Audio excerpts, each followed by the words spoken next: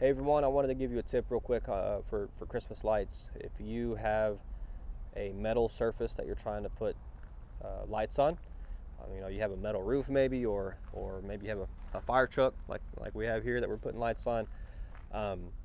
They make magnetic clips for these lights that makes it so easy to put these things on, particularly for the C9s. These are for the bigger ones, the C9s, or if you have C7s, you can get them for those as well.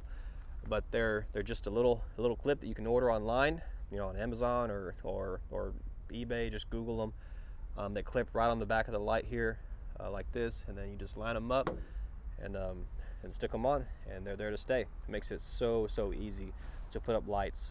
If you have any sort of metal surface, if you can use these, as opposed to trying to hot glue them or using the little plastic clips, it just makes it so much faster, so much easier to put them up and to take them down. So just a little tip for you. Look for those if you've got a metal surface.